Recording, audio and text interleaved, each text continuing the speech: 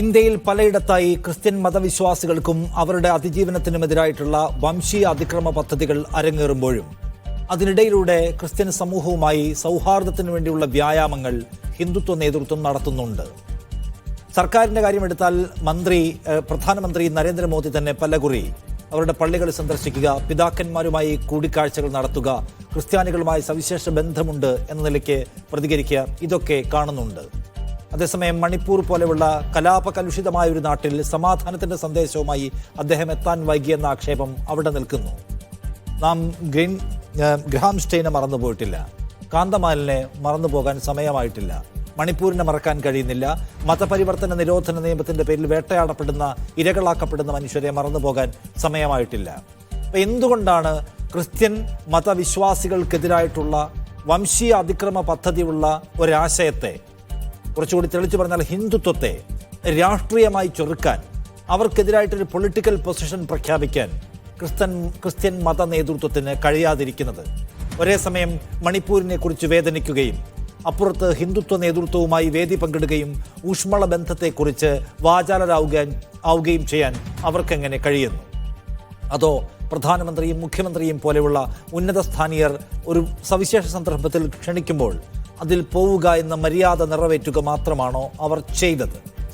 ഈ വിഷയത്തെക്കുറിച്ച് ഭിന്നാഭിപ്രായങ്ങൾ നമ്മളിപ്പോൾ കേരളത്തിൽ കണ്ടു.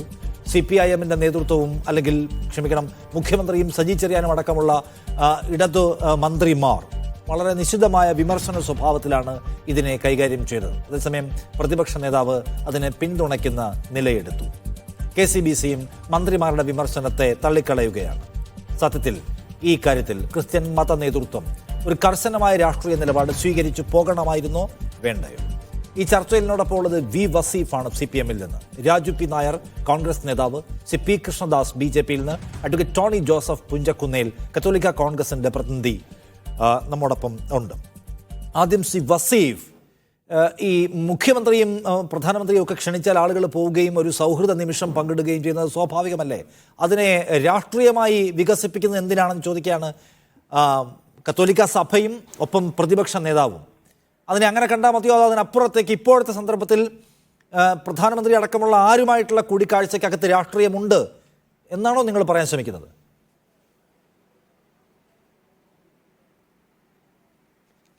നിഷാദേ, തീർച്ചയായിട്ടും അങ്ങനെ പറയുക എന്നുള്ളത് തന്നെയാണല്ലോ ഇടതുപക്ഷത്തിൻ്റെ രാഷ്ട്രീയം. കാരണം ഈ രാജ്യത്ത് മതനിരപേക്ഷതയ്ക്ക് വേണ്ടി നിലകൊള്ളുന്ന ഒരു രാഷ്ട്രീയ പ്രസ്ഥാനമാണ് ഞങ്ങളുടേത് എന്നുള്ളതിലൊരു തർക്കവുമില്ല.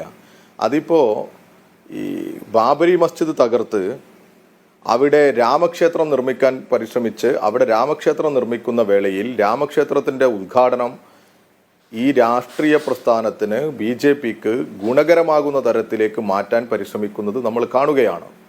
ഒരു രാഷ്ട്രീയ അജണ്ടയാക്കി രാമക്ഷേത്രത്തിൻ്റെ ഉദ്ഘാടനം മാറ്റാൻ ഇവർ പരിശ്രമിക്കുന്നത് എന്തിനു വേണ്ടിയാ? ഭൂരിപക്ഷത്തിൻ്റെ പിന്തുണ ആർജിച്ചെടുക്കാൻ, വർഗീയ ധ്രുവീകരണം ലക്ഷ്യമിട്ടുകൊണ്ട് തന്നെയാണ്, അതിലൊരു തർക്കവുമില്ല. അതേപോലെ തന്നെ ഇവർക്ക് ഈ രാജ്യത്തെ ന്യൂനപക്ഷങ്ങളിൽ ഒരു വിഭാഗത്തിൻ്റെ വോട്ട് ആവശ്യമായിട്ടുണ്ട്. അവരെ ഒന്ന് മെരുക്കിയെടുക്കുക എന്നൊക്കെ നമ്മൾ പറയുന്ന തരത്തിലേക്ക്, അല്ലെങ്കിൽ അവരെ ഒന്ന് മയപ്പെടുത്തി തങ്ങൾക്ക് അനുകൂലമാക്കി മാറ്റണം, നമ്മൾ ഈ എന്തെങ്കിലും അവരെ ഒന്ന് ആശ്വസിപ്പിച്ച് കൂടെ നിർത്താൻ ശ്രമിക്കണം എന്ന് തന്നെയല്ലേ ഈ ഘട്ടത്തിലും നരേന്ദ്രമോദി ആഗ്രഹിക്കുന്നതും അതിനുവേണ്ടിയല്ലേ പരിശ്രമിക്കുന്നതും? അല്ലെങ്കിൽ നോക്കൂ നിങ്ങൾ, ഈ രാജ്യത്ത് മണിപ്പൂരിനെ കുറിച്ച് എന്തെങ്കിലും സംസാരിക്കാൻ തയ്യാറാകാത്തവരല്ലേ ഇവർ? ഇന്നും RSSൻ്റെ, അതിൻ്റെ ആ പുസ്തകത്തിൻ്റെ പേജ് തന്നെ പ്രിൻ്റ് എടുത്ത് വന്നിരിക്കുക. RSSൻ്റെ വിചാരധാരയുടെ കോപ്പിയാണ്, അതിൻ്റെ കുരുക്ഷേത്ര പബ്ലിക്കേഷൻസ് പബ്ലിഷ് ചെയ്യുന്ന കുരുക്ഷേത്രയുടെ കോപ്പിയാണ് എൻ്റെ കയ്യിലുള്ളത്. അതിനകത്ത് അവർ പറയുക ക്രൈസ്തവരെ കുറിച്ച്, ക്രൈസ്തവരെ ആന്തരിക ഭീഷണികൾ എന്ന് പറഞ്ഞ് ക്രൈസ്തവരെയും മുസ്ലിം വിഭാഗത്തെയും അതുപോലെ തന്നെ കമ്മ്യൂണിസ്റ്റുകാരെയും പറയുന്നതിൽ ക്രൈസ്തവരെ കുറിച്ച് പറയുന്ന ഭാഗമുണ്ട്. ക്രൈസ്തവരെ സംബന്ധിച്ചാണെങ്കിൽ ബാഹ്യ നിരീക്ഷകന് അവർ തീരെ നിരുപദ്രവകാരികളായി മാത്രമല്ല, മനുഷ്യവർഗത്തോടുള്ള സ്നേഹത്തിൻ്റെയും സഹാനുഭൂതിയുടെയും മൂർത്തിഭാവങ്ങളായി പോലും തോന്നും. മനുഷ്യവർഗത്തെ ഉദ്ധരിക്കുന്നതിനായി സർവശക്തനാൽ പ്രത്യേകം നിയുക്തരായവരാണ് തങ്ങളെന്ന മട്ടിൽ സേവനം, മനുഷ്യന്റെ മുക്തി തുടങ്ങിയ വാക്കുകൾ അവരുടെ പ്രഭാഷണങ്ങളിൽ ധാരാളം കേൾക്കാം. എല്ലായിടത്തും അവർ സ്കൂളുകളും കോളേജുകളും ആശുപത്രികളും അനാഥാലയങ്ങളും നടത്തുന്നു. ശുദ്ധരും നിഷ്കളങ്കരുമായ നമ്മുടെ ആളുകൾ ഇവ കണ്ടെല്ലാം ഭ്രമിച്ചു പോകുന്നു. ഇത്തരം പ്രവർത്തനങ്ങൾക്കായി കോടിക്കണക്കിന് രൂപ ചെലവഴിക്കുന്നതിൽ ക്രൈസ്തവരുടെ യഥാർത്ഥ ഉദ്ദേശം എന്താണ്? പുലി നഖങ്ങൾ പുറത്തു വരുന്നു, അതിന്റെ തുടർച്ചയാണ്. എന്നിട്ട് രാഷ്ട്രപതി ഡോക്ടർ രാജേന്ദ്ര പ്രസാദ് ആസാമിൽ പോയി സന്ദർശിച്ചതിനെ കുറിച്ചൊക്കെ പറയുന്നുണ്ട്. അവർ പറയുന്നുണ്ട് വെറും മാനുഷിക പരിഗണനകൾ മാത്രമാണ്. അവരതിൽ എന്നിട്ട് പറയുന്നുണ്ട് നിങ്ങൾ വളരെ നല്ല പ്രവൃത്തി ചെയ്തു എന്നതിന് സംശയമില്ല, പക്ഷേ ഇതിൽ നിന്നെല്ലാം മതപരിവർത്തനോദ്ദേശത്തോടുകൂടി മുതലെടുപ്പ് നടത്തരുത് എന്ന് രാജേന്ദ്ര പ്രസാദ് പറഞ്ഞതായിട്ട് അവരവിടെ കോട്ട് ചെയ്യുക. എന്നിട്ട് ഈ മതപരിവർത്തനം നടത്തുന്നവരായും ഇവർ ഈ രാജ്യത്തിന് ഭീഷണിയുള്ളവരായും ഇവർ ചിത്രീകരിക്കുന്നത് ഈ ക്രൈസ്തവ വിഭാഗത്തെയാണ്. ഇങ്ങനെ ഇവർ വിചാരധാരയിൽ പറഞ്ഞു വെക്കുന്ന RSSന്റെ നിയന്ത്രണത്താൽ രാജ്യം ഭരിക്കുന്ന നരേന്ദ്രമോദിയും സംഘവും ഈ ക്രൈസ്തവരെ തേടി വരുന്ന സമയത്ത് ഇവർക്ക് സ്വാഭാവികമായിട്ടും ഉണ്ടാകേണ്ട ചില ചിന്തകൾ, അല്ലെങ്കിൽ ഈ രാജ്യത്തിന്റെ ജനാധിപത്യത്തിൽ വിശ്വസിക്കുകയും മതനിരപേക്ഷതയിൽ വിശ്വസിക്കുകയും ചെയ്യുന്ന എല്ലാ വിഭാഗത്തിനും ഉണ്ടാകേണ്ട ഒരു ജാഗ്രതയാണ് ഇവിടെ ഇടതുപക്ഷവും മുഖ്യമന്ത്രിയും സജി ചെറിയാനും ഒക്കെ പറഞ്ഞു വെക്കുന്നത്. ഇത് അപകടകരമായ നീക്കമാണ്.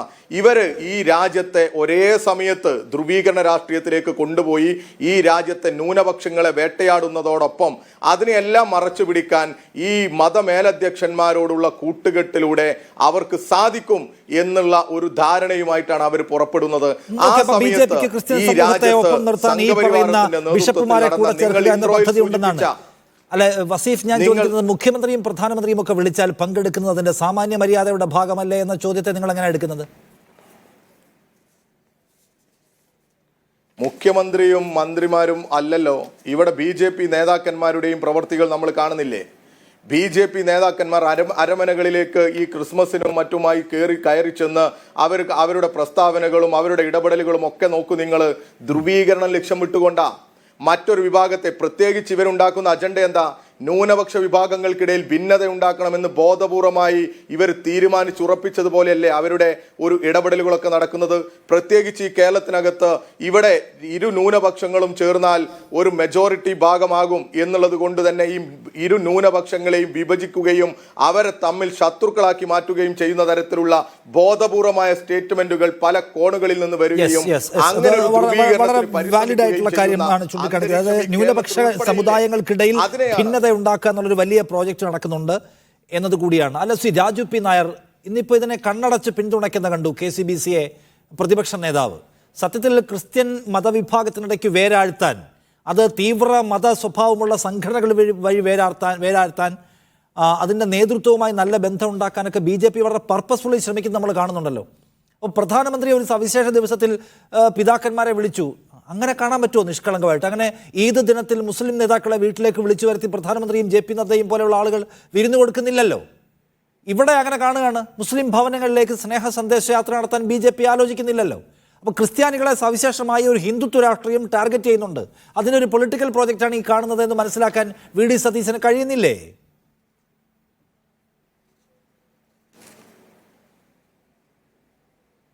പ്രധാനപ്പെട്ട ഒരു ഗുണം എന്ന് പറയുന്നത് വകതിരിവാണ്.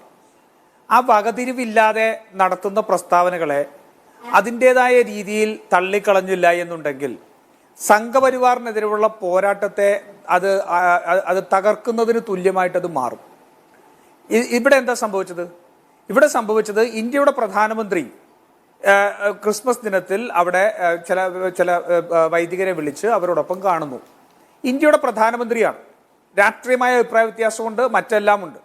പക്ഷേ ഈ രാജ്യത്തെ ഒരു ന്യൂനപക്ഷ വിഭാഗം അവർ ന്യായം അല്ലെങ്കിൽ നീതി അവരിൽ നിന്ന് പ്രതീക്ഷിക്കുന്നുണ്ടാവാം. ആ നീതി ലഭിക്കുന്നില്ല എന്നുള്ളതും സത്യം തന്നെയാണ്. അതിനോട് ഞങ്ങൾക്ക് കൃത്യമായ അഭിപ്രായമുണ്ട്. പക്ഷെ അങ്ങനെയുള്ളപ്പോൾ തന്നെ ഒരു ന്യൂനപക്ഷ വിഭാഗത്തെ വിളിച്ച് ഇന്ത്യയുടെ പ്രധാനമന്ത്രി സംസാരിക്കാൻ അല്ലെങ്കിൽ അവരൊരു പരിപാടിക്ക് വിളിച്ചാൽ അതിൽ അതിനെ നമുക്ക് അവരെ അപമാനിക്കുന്നതിന് തുല്യമായിട്ടുള്ള വാക്കുകൾ ഉപയോഗിക്കാൻ കഴിയുമോ? ഇപ്പം പിണറായി വിജയനായിട്ട് ഞങ്ങൾക്ക് അഭിപ്രായ വ്യത്യാസമുണ്ട്.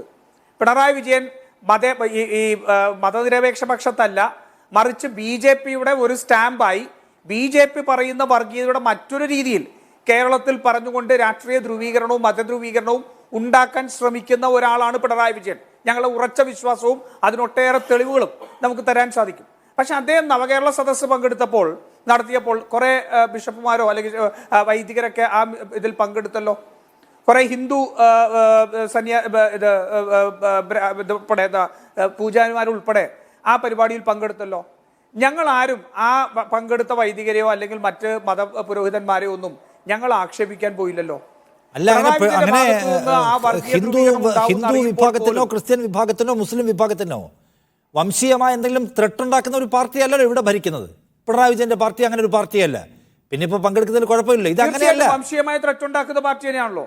ശരി, ഒരു സംശയമില്ല. വംശീയമായ ത്രെട്ട് ഉണ്ടാക്കുന്ന പാർട്ടിയാണ് CPM. CPM കാലാകാലങ്ങൾ എടുത്തിട്ടുള്ള നിലപാട് ഈ മതധ്രുവീകരണം ഉണ്ടാക്കുക എന്നതാണ്. 77-ൽ RSSനെ ഇവിടെ കൊണ്ടുവന്ന് അവർക്ക് പൊളിറ്റിക്കൽ ഐഡന്റിറ്റി ഉണ്ടാക്കി കൊടുത്ത് രാഷ്ട്രീയ സഖ്യം ഉണ്ടാക്കി മത്സരിച്ചത് CPM ആണ്. ഈ RSSനെ നേതൃത്വം കൊടുക്കുന്ന BJP 2 സീറ്റിൽ നിന്ന് ഒരു പൊളിറ്റിക്കൽ ഐഡന്റിറ്റി ഉണ്ടാക്കി കൊടുത്തത് അവരുമായിട്ടുള്ള രാഷ്ട്രീയ സഖ്യങ്ങളാണ്. എന്താ സംശയമുണ്ടോ? ഇവരായിട്ട് നിരന്തരമായിട്ടുള്ള അടവ് നയവും പയറ്റി കോൺഗ്രസിനെ ഇല്ലാതാക്കാൻ ശ്രമിച്ചവരാണ്. അതിന്റെയൊക്കെ ഞാനിപ്പോ അതിലേക്ക് അധികം രാഷ്ട്രീയ പദ്ധതിക്ക് വെള്ളം കോരിയതല്ല CPM ആണ് എന്നാണ് കോൺഗ്രസ് പറയുന്നത്. ഒരു സംശയവും വേണ്ട. ഞാൻ പറഞ്ഞു കംപ്ലീറ്റ് ചെയ്യട്ടെ. രാമക്ഷേത്ര ഉദ്ഘാടനം ചെയ്യാൻ ഇവിടെ ഇവർക്ക് വെള്ളം കോരുന്ന പണിയാണ് CPM ഇവിടെ. അതാണെന്നേ, അതിന് വെള്ളം കോരുന്ന പണിയാണ് CPM പിണറായി വിജയനും ചെയ്യുന്നത്. ഇവിടുത്തെ മതധ്രുവീകരണം എങ്ങനെ ഉണ്ടാക്കാൻ സാധിക്കുമെന്ന് RSSനെ പോലെ പയറ്റി നോക്കുന്ന നേതാവിന്റെ പേര് പിണറായി വിജയൻ എന്നാണ്. അതിൽ യാതൊരു സംശയവും നിങ്ങൾക്ക് വേണ്ട. മനസ്സിലായില്ലേ? EMSന്റെ ഒരു പ്രസ്താവന ഓർമ്മയുണ്ടോ? 91-ലെ ജില്ലാ കൗൺസിൽ തെരഞ്ഞെടുപ്പ് നടക്കുമ്പോൾ നിങ്ങൾ സദാം ഹുസൈനൊപ്പമാണോ അതോ ബുഷിനൊപ്പമാണോ എന്നുള്ളൊരു പ്രസ്താവന ഓർമ്മയുണ്ടോ? ആ രാഷ്ട്രീയ സഖ്യങ്ങളൊക്കെ നിഷാദിന് അറിയാവുന്നതല്ലേ? നിഷാദ് എടുത്തു. ഇവിടെ അമീറും കുഞ്ഞാലിക്കുട്ടിയും ഹസനും ചേർന്ന് കേരളം ഭരിക്കാൻ പോവുകയാണെന്നുള്ള ഞെട്ടിക്കുന്ന പ്രസ്താവന നടത്തിയ CPM സംസ്ഥാന സെക്രട്ടറിയാണ്. ഞാൻ വരട്ടെ നിഷാദെ, അതെ, അതാണ് പറഞ്ഞത്. അപ്പൊ ഞാൻ അതിലേക്ക് വരട്ടെ. അപ്പൊ അത്തരത്തിലുള്ള പിണറായി വിജയനെ ഈ മതപുരോഹിതന്മാർ ആരും കണ്ടപ്പോൾ ഞങ്ങൾ ആരും ഒരു ആക്ഷേപിച്ചില്ലല്ലോ. ഇനി രണ്ടാമത്തെ ഒരു കാര്യം, ഇനി ശരി, അത് വിമർശിക്കപ്പെടേണ്ടതുണ്ടോ? നമുക്ക് വിമർശിക്കാം. നമുക്ക് വിമർശിക്കുമ്പോൾ അവരെ ആക്ഷേപിച്ചുകൊണ്ടാണോ വിമർശിക്കേണ്ടത്? അങ്ങനെയാണെങ്കിൽ സജി ചെറിയാൻ ഉപയോഗിച്ച വാക്ക് എനിക്ക് ഉപയോഗിക്കാൻ കഴിയില്ല. പക്ഷെ ആ ഒരു വികാരത്തോടു കൂടിയാണോ നവകേരള സദസ്സിൽ പങ്കെടുത്ത മതപുരോഹിതന്മാരെ കണ്ടത്? ആണോ? അപ്പൊ ഇവരുടെ മനസ്സിനകത്ത് ഇതാണ്. ഇവരുടെ മനസ്സിനകത്ത് BJPയുടെ പോലെ നികൃഷ്ടമായ രാഷ്ട്രീയമാണെന്ന് ഇത്തരത്തിലുള്ള വാക്കുകളിൽ നിന്ന് വ്യക്തമാവുകയാണ്. ഇനി ഇതിനെതിരെ മണിപ്പൂർ ഉൾപ്പെടെയുള്ള വിഷയങ്ങൾക്കെതിരെ കൃത്യമായ നിലപാടെടുത്തിട്ടുള്ളവരല്ലേ ഈ പുരോഹിതർ? പല ആൾക്കാർ, ഞാൻ ചോദിക്കട്ടെ, പീറ്റർ മച്ചാഡോ എന്ന് പറയുന്ന ബാംഗ്ലൂരിലെ ബിഷപ്പല്ലേ ഏറ്റവും പ്രധാനപ്പെട്ട കേസ് ഈ ചർച്ചിന്റെ ആക്രമണത്തെ സംബന്ധിച്ച് നടത്തിയിട്ടുള്ളത് ഇല്ലേ? അപ്പൊ അത്തരത്തിലുള്ള ആ വിഷയങ്ങളെല്ലാം ഇവിടെ ചർച്ചയ്ക്കിരിക്കുകയും അതിനുള്ള പ്രതിരോധവും തീർക്കുന്ന സമയത്ത് ഇത്തരത്തിലുള്ള ഒരു അധിക്ഷേപ പ്രസ്താവന നടത്തുന്നത് ആ സ്ഥാനത്തിന് പദവിക്ക് ഉത്തരവാദിത്വമില്ലാത്ത ഒരു സമീപനവും. ശരി, അല്ല, CPMന്റെ വിമർശനത്തിന്റെ സ്വഭാവത്തെയും കുറിച്ചുള്ള അഭിപ്രായമാണ് താങ്കൾ പറഞ്ഞത്. പക്ഷേ ബിനോയ് വിശ്വം പറയുന്നു, അല്ലെങ്കിൽ CPM, അല്ലെങ്കിൽ നോക്കൂ, ഇവിടെ പിണറായി വിജയനും പറയാൻ ശ്രമിക്കുന്ന കാര്യം ക്രിസ്ത്യാനികളെ താങ്കളിലേക്ക് തന്നെയാണ്, ക്രിസ്ത്യാനികളെ വംശീയമായി തകർക്കാനുള്ള ശ്രമം നടക്കുകയാണ്. അപ്പോൾ ഒരു പൊളിറ്റിക്കൽ പൊസിഷൻ എടുക്കണ്ടേ എന്ന് ചോദിക്കുകയാണ് ആര്? ഈ ക്രിസ്ത്യൻ സഭയുടെ നേതൃത്വം. അപ്പോൾ അവിടെ പോകുമ്പോൾ നിങ്ങൾ എന്തുകൊണ്ട് മണിപ്പൂരിൻ്റെ കാര്യം ചൂണ്ടിക്കാണിച്ചുകൊണ്ട് ക്രിസ്ത്യാനികളുടെ സ്വാസ്ഥ്യ ജീവിതം ഉറപ്പാക്കാൻ താങ്കളുടെ സർക്കാരിൻ്റെ പിന്തുണ വേണം എന്ന ആവശ്യം ഉന്നയിച്ചില്ല? അത് സംസാരിക്കണമായിരുന്നു. അത് സംസാരിക്കേണ്ട ഘട്ടമാണിത്. അല്ലാതെ ഒരു ഔപചാരികതയും അതിന് തടസ്സമാകാൻ പാടില്ല. അത്ര വലിയ ക്രൈസിസിലാണ് നിൽക്കുന്നതെന്ന് ബിനോയ് വിശ്വം പറയുകയാണ്. ഏതാണ്ട് ആ രൂപത്തിലുള്ള പ്രതികരണം മുഖ്യമന്ത്രിയുടെ ഭാഗത്ത് വരികയാണ്. ഓക്കെ, സജി ചെറിയാൻ്റെ പരാമർശത്തിലെ വാചകങ്ങൾ പ്രശ്നമാണ്. പക്ഷെ അത് മുന്നോട്ട് വെക്കുന്ന ഒരു മെറിറ്റ് ഉണ്ടല്ലോ, അതിനെ നിങ്ങളെങ്ങനെ എടുക്കുന്നത്? നിഷാദെ, അത് തന്നെയാണ് ഞാൻ പറഞ്ഞു വരുന്നത്. നോക്കൂ, ഏറ്റവും പ്രസക്തമായ ചോദ്യം, ആ നീതി തരേണ്ട കേന്ദ്ര സർക്കാരിന്റെ മുന്നിൽ, പ്രധാനമന്ത്രിയുടെ മുന്നിൽ ഇവർ ചെന്നതിന് ശേഷം മണിപ്പൂർ വിഷയം ഉൾപ്പെടെയുള്ളിടത്ത് ആ സമുദായത്തിന് നീതി ലഭിക്കണമെന്നുള്ള ഒരു ആവശ്യം മുന്നോട്ട് വെച്ചോ? ആവശ്യം മുന്നോട്ട് വെക്കാൻ കഴിയുന്ന ഒരു മീറ്റിംഗ് ആയിരുന്നോ? അതാണ് ചർച്ച. ബിനോയ് വിശ്വം പറഞ്ഞ അഭിപ്രായം ആയിരുന്നു ചർച്ച ചെയ്യപ്പെടേണ്ടത്. പക്ഷെ CPMന് നിർബന്ധമുണ്ട് അത് ചർച്ച ചെയ്യപ്പെടരുത്. മറിച്ച് അതിനെ തെറ്റായ രീതിയിൽ ഉപയോഗിച്ചുകൊണ്ട്, ലളിതവൽക്കരിച്ചുകൊണ്ട് അതിനെ ഉപയോഗിക്കണമെന്നുള്ള കൃത്യമായ നിരീക്ഷണം ഉണ്ട്. അതുകൊണ്ടാണ് സജി ചെറിയാൻ അതിനെ വിവാദമാക്കേണ്ട രീതിയിലുള്ള പ്രസ്താവന ഇറക്കിയത്.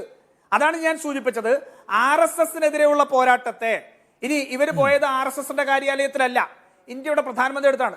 വെറുതെ ഏറ്റവും വാലിഡ് ആയിട്ടുള്ള ചോദ്യം. അല്ല, അത് സംഭവിച്ചു, അതെനിക്ക് മനസ്സിലായി. ഞാൻ ചോദിക്കുന്ന ഇതിനകത്ത് ഈ ക്രിസ്ത്യൻ ബിഷപ്പുമാരെ വിളിച്ചു വരുത്തി അവർക്ക് ഭക്ഷണം കൊടുക്കുന്നത് സ്നേഹത്തിന് വേണ്ടിയല്ല, അത് കപട സ്നേഹമാണ് എന്ന് പറയാൻ വി ഡി സതീശൻ തയ്യാറാവാത്ത എന്തുകൊണ്ടാണ് ചോദിക്കാൻ. കാരണം എന്താണ്? എല്ലാ ന്യൂനപക്ഷ മതവിഭാഗങ്ങളുടെയും സെലിബ്രേഷൻ ഡേയ്സിൽ അവരെല്ലാം പ്രധാനമന്ത്രി വിളിക്കുന്നില്ല.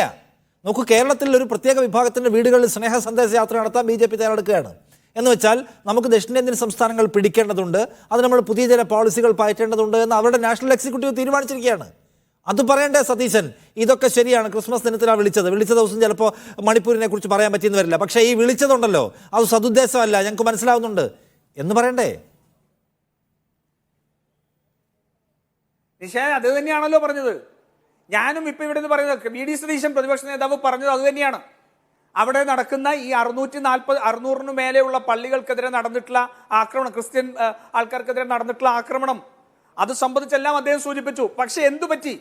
CPM നിർബന്ധമുണ്ട്, ആ മെറിറ്റിലല്ല ഇവിടെ വിഷയം ചർച്ച ചെയ്യപ്പെടേണ്ടത്, മറിച്ച് അത് മറ്റൊരു രീതിയിൽ ചർച്ച ചെയ്യപ്പെടണം, അത് ധ്രുവീകരണം ഉണ്ടാക്കുന്ന രീതിയിൽ ചർച്ച ചെയ്യപ്പെടണമെന്ന കുറുക്കന്റെ ബുദ്ധിയോടുകൂടി RSSനെതിരെയുള്ള പോരാട്ടത്തെ അത് ലളിതവൽക്കരിക്കുന്നതിന് വേണ്ടി സജി ചെറിയാൻ മനഃപൂർവ്വം നടത്തിയ പ്രസ്താവനയാണ്.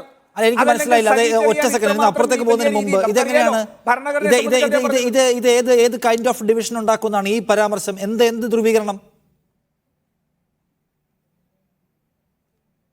അല്ല, ഒരു സംശയമുണ്ടല്ലോ, ഒരു ക്രിസ്ത്യൻ സമുദായത്തെ, അവിടെ പോയിരിക്കുന്ന ആൾക്കാരെ അവരെ ആക്ഷേപിച്ചുകൊണ്ട് ആ ചർച്ച വഴിമാറ്റിയില്ലേ? ഞാൻ ചോദിക്കേണ്ട, മണിപ്പൂര് സംബന്ധിച്ചും നടക്കുന്ന പള്ളികൾക്കെതിരെ നടക്കുന്ന ആക്രമണം സംബന്ധിച്ചും 648ഓളം നടന്നിട്ടുള്ള ക്രിസ്ത്യാനികൾക്കെതിരെ നടന്നിരിക്കുന്ന ആക്രമണത്തെ സംബന്ധിച്ചും ഈ ക്രിസ്മസിന്റെ പശ്ചാത്തലത്തിൽ നമുക്ക് ചർച്ച ചെയ്യാമായിരുന്നല്ലോ. പകരം എന്താ സജി ചെറിയാൻ പറഞ്ഞ രോമാഞ്ചം ഉണ്ടായോന്നല്ലേ നമ്മളിപ്പോ ചർച്ച ചെയ്യുന്നത്? ഇല്ല, മുഖ്യമന്ത്രി പറഞ്ഞുകൊണ്ട് എന്നുള്ള നിർബന്ധമാണ്. ബിനോയ് വിശ്വം പറഞ്ഞുകൊണ്ട് നമുക്കത് നിൽക്കാം. ഞാൻ സജി ചെറിയാന്റെ വാക്കല്ല ചർച്ച ചെയ്യുന്നത്. വാക്കുകൾ ഉപയോഗിച്ചുകൊണ്ട് നമ്മൾ ഞാൻ സജി ചെറിയാന്റെ പ്രയോഗമേ അല്ല ചർച്ച ചെയ്യാൻ ഉദ്ദേശിക്കുന്നത്. താങ്കൾ അതിലേക്ക് വീണ്ടും നിൽക്കുന്നതുകൊണ്ടാണ്. നമ്മളതിന്റെ ബേസിക് മെറിറ്റ് ഡിസ്കസ് ചെയ്യാൻ ആഗ്രഹിക്കുകയാണ്. ഈ പറയുന്ന ക്രിസ്ത്യാനികളിലേക്ക് കൂടി പ്രവേശിക്കാനുള്ള രാഷ്ട്രീയ പദ്ധതിയെ നിങ്ങൾ എന്തുമാത്രം രണ്ട് മുന്നണികളും ഫലപ്രദമായി പ്രതിരോധിക്കുന്നുണ്ട് എന്നാണ് എന്റെ ചോദ്യം. കാണിക്കരുതായിരുന്നു നിഷാദ് അതല്ല ചർച്ച ചെയ്യേണ്ടത്. പകരം ക്രിസ്ത്യാനികൾക്ക് നേരെ, ആ സമൂഹത്തിനെതിരെ നടക്കുന്ന ആക്രമണങ്ങളെ സംബന്ധിച്ച് ചർച്ച ചെയ്യണമായിരുന്നു നിഷാദിന് നിർബന്ധമുണ്ടെങ്കിൽ. അല്ല, എന്റെ ചോദ്യം ഇപ്പോഴും അത് തന്നെയാണ്. അല്ലാതെ മണിപ്പൂരിനെ അല്ല, സജി ചെറിയാൻ പറഞ്ഞത് മണിപ്പൂരിനെ മറന്നുപോയി എന്ന് പറയാൻ സജി ചെറിയാൻ അദ്ദേഹത്തിന്റെ ശൈലിയിൽ കുറച്ച് പ്രയോഗങ്ങൾ നടത്തി ആ പ്രയോഗം കടന്നുപോയതാണെന്ന അഭിപ്രായം താങ്കൾക്കുണ്ട്. ശരി, ആ പ്രയോഗം കൊണ്ട് ചർച്ച ആകെ വഴിമാറ്റിപ്പോയി, മെറിറ്റ് അപ്രസക്തമായി താങ്കൾ പറയുന്നത് കുറച്ച് കടന്ന വായനയായിട്ടാണ് എനിക്ക് തോന്നുന്നത്. ഞാൻ ഒന്ന് വരാമേ, ബാക്കി രണ്ടുപേർ കൂടി ഈ പാനൽ ഒന്ന് പൂർത്തിയായിക്കോട്ടെ. ഒരു റൗണ്ട് കത്തോലിക്ക കോൺഗ്രസിന്റെ പ്രതിനിധി അഡ്വക്കേറ്റ് ടോണി ജോസഫ് ഇവിടെ ഉണ്ട്. ടോണി ജോസഫ്, ഇവിടെ ഇപ്പോ ഒരു 10 സെക്കൻഡ് സജി ചെറിയാന്റെ ഈ പ്രസ്താവനയ്ക്ക് ശേഷം ക്രിസ്ത്യൻ വിഭാഗത്തിൽ നിന്ന് മറ്റ് ഉള്ള സ്ഥലങ്ങളിൽ നിന്ന് ഇതിന്റെ മെറിറ്റിൽ ചർച്ച വന്നിട്ടുണ്ടോ? ആരെങ്കിലും അതിന് മറുപടി പറഞ്ഞോ? പകരം എന്താ, സജി ചെറിയാന്റെ വാക്കുകളല്ലേ ചർച്ച ചെയ്യപ്പെടുന്നത്? അത് ഇവരുടെ കുറുക്കന്റെ ബുദ്ധിയാണെന്ന്, അത് നിർബന്ധമായിട്ട് ഇവരെ നടപ്പാക്കാൻ വേണ്ടി ശ്രമിക്കുകയാണ്. അത് മുഖ്യമന്ത്രിയുടെ അറിവോടുകൂടിയാണ്. അതല്ലെങ്കിൽ തുടരെ ഇത്തരത്തിൽ അപമാനിക്കുന്ന പ്രസ്താവന നടക്കുന്ന സജി ചെറിയാന് എവിടെ നിന്ന് കിട്ടുന്നു ഇതിന്റെ രാഷ്ട്രീയ പാട്രണേജ്? നിഷാദ് അതിനൊന്ന് മറുപടി പറയും. നികൃഷ്ട ജീവി എന്ന് വിളിച്ച പിണറായി വിജയന്റെ ഡിക്ഷണറിയിലെ വാക്കുകൾ ഉപയോഗിച്ചുകൊണ്ട് സജി ചെറിയാൻ പറയുന്നതല്ല, മുഖ്യമന്ത്രി പിണറായി വിജയൻ മനഃപൂർവ്വം പറയിപ്പിക്കുന്നതാണ്. മനസ്സിലായില്ലേ? അതാണ് അതിന്റെ അർത്ഥം. ആ വിഷയങ്ങൾ ചർച്ച മാറ്റി അതിനകത്ത് ഡോമിനേറ്റ് ചെയ്യുന്ന മറ്റൊരു അജണ്ട കൊണ്ടുവരിക എന്നവരുടെ ഉദ്ദേശമാണ്.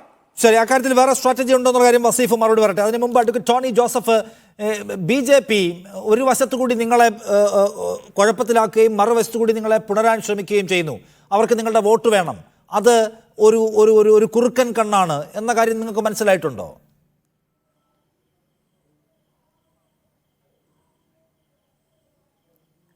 നിശാന്തേ, ഞാൻ പറയട്ടെ, നമ്മളിവിടെ ചർച്ച ചെയ്യുന്നത് ഇന്ന് കഴിഞ്ഞ 25-ാം തീയതി ക്രിസ്മസിന്, ക്രിസ്ത്യാനികളുടെ ഏറ്റവും പ്രധാനപ്പെട്ട ഒരു ദിവസമാണ് ക്രിസ്മസ്, യേശു ജനിച്ച ദിവസമാണ്. ലോകത്തിൽ സമാധാനം ഉണ്ടാകുന്നതിന് വേണ്ടി ദൈവപുത്രൻ ജനിച്ച ദിവസമാണ് ക്രിസ്മസ്. അത് ആ പുണ്യദിനത്തിൽ ഇന്ത്യയുടെ പ്രധാനമന്ത്രി ഇന്ത്യയിലെ ക്രിസ്ത്യൻ മത നേതാക്കളെയും അതുപോലെ വ്യവസായികളെയും അദ്ദേഹത്തിൻ്റെ ഭവനത്തിലേക്ക് ക്ഷണിച്ച് ഒരു വിരുന്ന് കൊടുത്തു. അതാണ് ഇവിടെ ചർച്ചാ വിഷയമായിരിക്കുന്നത്. അപ്പോൾ എനിക്കിത് മനസ്സിലാകാത്ത കാര്യം, നമ്മുടെ കേരളത്തിൻ്റെ സാംസ്കാരിക മന്ത്രിയാണ് നമ്മുടെ സജി ചെറിയാൻ എന്നാണ് പറയുന്നത്. ഒരു സാംസ്കാരിക മന്ത്രിയുടെ വായിൽ നിന്ന് വീഴേണ്ട വാക്കുകളാണോ അദ്ദേഹം ഇന്നലെ പറഞ്ഞത്? ഇവിടെ എന്താ മുന്തിരിങ്ങച്ചാറ് വാറ്റി ഉണ്ടാക്കുന്നത് കുടിച്ചു കഴിയുമ്പം ക്രിസ്ത്യൻ മതമേധാധ്യക്ഷന്മാർക്ക് അവർ കേക്ക് കഴിച്ചപ്പോൾ എല്ലാം മറന്നു, അവർ രോമാഞ്ച പുളകരായിട്ടിരിക്കുന്നു. എന്ത് വൃത്തികെട്ട ഭാഷയാണ് ഈ സജി ചെറിയാൻ പറഞ്ഞത്? അദ്ദേഹം സാംസ്കാരിക മന്ത്രി എന്ന് പറയുന്നു. അദ്ദേഹം ആദ്യം ആ മന്ത്രിസ്ഥാനം രാജിവെക്കുക വേണ്ടത്. അത് സാംസ്കാരിക മന്ത്രിയായിട്ടിരിക്കാൻ അദ്ദേഹത്തിന് യാതൊരു അർഹതയില്ല. ഇങ്ങനെ വർത്തമാനം പറയാൻ പാടില്ല. അദ്ദേഹം ഇതിനു മുമ്പും ഇന്ത്യൻ ഭരണഘടനയെ വരെ വിമർശിച്ചുകൊണ്ട് മന്ത്രിസ്ഥാനം രാജിവെച്ച് പോയ ഒരാളാണ്. അപ്പോൾ നമ്മളൊരു മന്ത്രിമാരിൽ നിന്നും നല്ല വാക്കുകൾ കേൾക്കാൻ ആഗ്രഹിക്കുന്നവരാണ് കേരള ജനത, പ്രത്യേകിച്ച് സംസ്കാര സമ്പന്നരായ കേരള ജനത. അപ്പോൾ ഇവിടെയുള്ള ഞങ്ങളുടെ പിതാക്കന്മാരെ അവഹേളിച്ചത് ഞങ്ങളെ വളരെയധികം വേദനിപ്പിച്ചിട്ടുണ്ട്. ഞങ്ങൾ പോയത് ഇന്ത്യയുടെ പ്രധാനമന്ത്രി അദ്ദേഹത്തിൻ്റെ ഭവനത്തിലേക്ക് ക്ഷണിച്ചപ്പോഴാണ് ഞങ്ങൾ പോയത്. അതൊരു വിരുന്നിന് വേണ്ടിയാണ് ക്ഷണിച്ചത്. ക്രിസ്മസ് വിരുന്നിന് വേണ്ടി അദ്ദേഹം ക്ഷണിക്കുമ്പോൾ ആ ക്ഷണം സ്വീകരിക്കേണ്ടത് ഇന്ത്യയുടെ ഓരോ പൗരന്മാരായ ആൾക്കാരുടെ കടമയാണ്.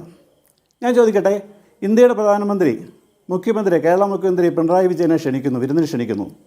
അദ്ദേഹം പോവുകയല്ലേ? അദ്ദേഹം പോകണ്ടേ? അതുപോലെ ക്രിസ്ത്യാനികളുടെ സഭാപിതാക്കന്മാർ വിവിധ ക്രിസ്ത്യ സഭാ വിഭാഗങ്ങൾ ക്ഷണിച്ചപ്പോൾ ഞങ്ങൾ പോയി. രണ്ട് കാര്യങ്ങൾ ഞാൻ എടുത്തു. ടോണി, ഒന്നാമത്തേത് സജി ചെറിയാന്റെ ഭാഷാ പ്രയോഗത്തോട് നിങ്ങൾക്ക് വിയോജിപ്പുണ്ട്, അംഗീകരിക്കാൻ കഴിയാത്തതാണ്, അപമാനിക്കലാണ്. ഓക്കെ, അതിന് CPM-ന്റെ പാനലിസ്റ്റ് മറുപടി പറയട്ടെ. രണ്ടാമത്തേത്, ഒരു പ്രധാനമന്ത്രി വിരുന്നിന് വിളിച്ചാൽ പോകാനുള്ള മര്യാദ ഞങ്ങൾക്കില്ലേ, ഞങ്ങൾ പോയി, ഒരു പൗരന്റെ ധാർമ്മികത അതാണ് എന്ന് പറഞ്ഞു, അതും മനസ്സിലായി. എൻ്റെ ചോദ്യം, നിങ്ങളെ മാത്രമേ വിളിക്കുന്നുള്ളൂ എന്നത് നിങ്ങൾ ശ്രദ്ധിക്കുക. നിങ്ങൾ മുഴുവൻ രാഷ്ട്രീയവും നോക്കിക്കാണുന്നവരായിരിക്കുമല്ലോ. ഈ പ്രത്യേക മതവിശ്വാസ ദിനങ്ങളിൽ നിങ്ങളെ പ്രത്യേകമായി ക്ഷണിക്കുന്നു, വേറെ ആരെയും ക്ഷണിക്കാറില്ല. നിങ്ങളുടെ വീടുകളിലേക്ക് സ്നേഹ സന്ദേശയാത്ര നടത്തുന്നു. മണിപ്പൂരും ഗ്രഹാം സ്റ്റെയിനും ഫാദർ സ്റ്റാൻ സ്വാമിയും കാന്തമാലും വിശ്വാസ പരിവർത്തന നിയമം, ഇപ്പോൾ കൂടി ഒരാൾ അറസ്റ്റിലായിട്ടുണ്ട്. അപ്പോൾ ഇതിൻ്റെ പേരിൽ ക്രിസ്ത്യാനികളുടെ അവരുടെ വിശ്വാസ പ്രക്രിയയെ തടസ്സപ്പെടുത്തുന്ന വേറെ ഒരു വംശീയ അതിക്രമ പ്രോജക്റ്റ് അപ്പുറത്തുകൂടി നടക്കുന്നുണ്ട്. സോ ഒരേ സമയം അത് നടത്തുക, ഇപ്പുറത്തുകൂടി നിങ്ങളുടെ വോട്ടിന് വേണ്ടി നിങ്ങളെ പുണരാൻ ശ്രമിക്കുക. ഇങ്ങനെ ഒരു പ്ലാൻ BJPക്ക് ഉണ്ട്. BJP നടപ്പിലാക്കിക്കൊണ്ടിരിക്കുന്ന അതാണ് എന്ന് നിങ്ങൾ രാഷ്ട്രീയമായി മനസ്സിലാക്കുന്നുണ്ട്. ബാക്കിയൊക്കെ ഞാൻ അങ്ങ് അഡ്മിറ്റ് ചെയ്തു.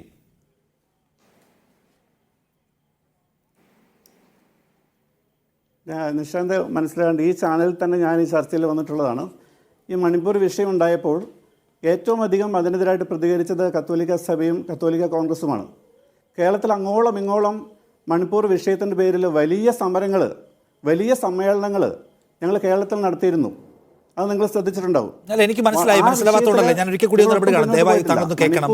വസീഫ് ഇപ്പോൾ ഈ ചർച്ച തുടങ്ങിയപ്പോൾ CPIM-ന്റെ പാനലിസ്റ്റ് വസീഫ് വിചാരധാരയിലെ ഒരു ഭാഗം വായിച്ചു. എന്ന് വെച്ചാൽ ഓരോ വിഷയങ്ങൾ ഉണ്ടാകുമ്പോൾ ഞങ്ങൾ പ്രതികരിക്കുന്നുണ്ട് എന്നതല്ല നിങ്ങളിൽ നിന്ന് കേൾക്കാൻ ആഗ്രഹിക്കുന്ന മറുപടി എന്ന് അദ്ദേഹം പറയുകയാണ്. പിന്നെ എന്താണ്? ആത്യന്തികമായി ഹിന്ദുത്വം നിങ്ങൾക്ക് എതിരാണ്, നിങ്ങളുടെ വിശ്വാസധാരക്കെതിരാണ്, നിങ്ങൾ ആഭ്യന്തര ശത്രുക്കളായിട്ടാണ് അവർ കാണുന്നത്. അതുകൊണ്ട് ഹിന്ദുത്വ രാഷ്ട്രീയത്തോട് തിരിച്ചും അങ്ങനെ ഒരു പൊസിഷൻ എടുക്കാൻ എന്ന് വെച്ചാൽ അതിനോട് നമുക്ക് ചേരാൻ പറ്റില്ല, അത് ബഹുസ്വരതയ്ക്കെതിരാണ്, മതവിശ്വാസത്തിനെതിരാണ് എന്നത് നിങ്ങൾക്കൊരു പോയിന്റ് ഉണ്ടോ, എന്നൊരു പൊസിഷൻ നിങ്ങൾക്കുണ്ടോ? അതോ മണിപ്പൂർ വരുമ്പോൾ ഞങ്ങൾ എതിർക്കുന്നുണ്ടല്ലോ, കാന്തമാല വരുമ്പോഴും ഞങ്ങൾ എതിർക്കുന്നുണ്ട്, ഞങ്ങൾ ഗ്രഹാൻ സ്റ്റെയിൻ വരുമ്പോൾ ഞങ്ങൾ എതിർക്കുന്നുണ്ട് എന്ന ഇടവേളകളിലെ എതിർപ്പുകൾ മാത്രമേ ഉള്ളൂ? നിങ്ങൾക്കൊരു അഡമൻ പൊളിറ്റിക്കൽ പൊസിഷൻ ഹിന്ദുത്വ രാഷ്ട്രീയത്തോടുണ്ടോ? അതാണ് ചോദ്യം. അതാണ് നമ്മൾ ക്രിസ്ത്യാനികളെ സംബന്ധിച്ചോളം നിശാന്ത് മനസ്സിലാകേണ്ടത്, ഞങ്ങളുടെ യേശു ക്രിസ്തു ഞങ്ങളോട് പറഞ്ഞിരിക്കുന്നത് ശത്രുക്കളെ അവരെ സ്നേഹിക്കണം എന്നാണ് പറഞ്ഞിരിക്കുന്നത്. ഒരു ചെവിടെ തടിച്ചാൽ മറു ചെവിടം കാണിച്ചു കൊടുക്കണം എന്നാണ് യേശു ക്രിസ്തു ഞങ്ങളെ പഠിപ്പിച്ചിരിക്കുന്നത്.